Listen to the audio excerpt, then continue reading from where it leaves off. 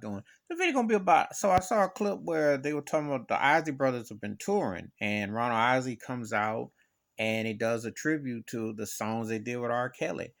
And some people actually wrote said he's the only one that can get a pass for doing it. Well, no, because R. Kelly is not dead.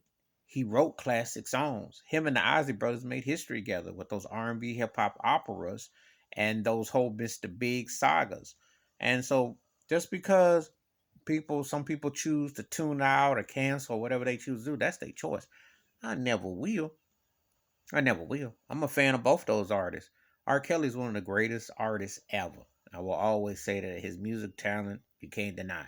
Isley Brothers are my second favorite band ever, behind Earth, Wind, and Fire. And the body of work speaks for itself. I applaud Ron Isley for keeping 100%. They did those musics together. They did them joints together. That's there. Down Low, Nobody Has to Know, Contagious, classic songs. When you hear them songs, they got memory, what would you do? I mean, the Body Kiss album debuted at #1 almost 20 years ago. Come next year was the Isley Brothers' first #1 album since '76. So they made history together. They had characters they did together. And on a serious note, before R. Kelly's mother passed, she asked Ron Isley to take care of her son. Watch him. So no matter what people think, the music speaks for itself.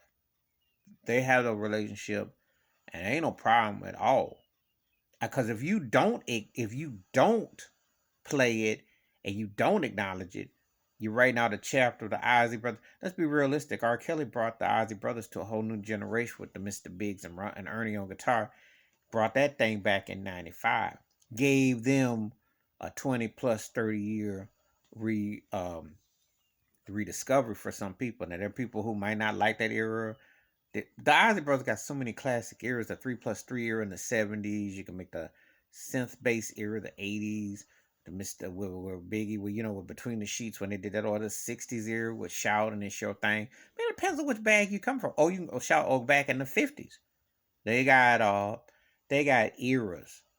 But I applaud the Isley Brothers for acknowledging R. Kelly on stage. They should. I ain't got no problem with it. I have a problem with the ones who act like he didn't exist. And that I know how that Hollywood plantation is and the business is. That man wrote too many songs and worked with too many artists. And no matter what people think about him personally, however you want to get down with that, know good and well that he kept a lot of bag and a lot of food on a lot of people's tape because that industry no. So I applaud the Isley Brothers for acknowledging R. Kelly. And I saw the footage. It's on YouTube, by the way. So anyway, please hit like, subscribe, welcome thoughts, comments, and I do respond. Thank you. Wash your hands, keep your mind clear, watch out for one another. We don't condone people's sins of stuff that goes on with them, but we're not going to act like they didn't exist. We don't do that. And the music speaks for itself. It's there for people to choose and partake. I'm out.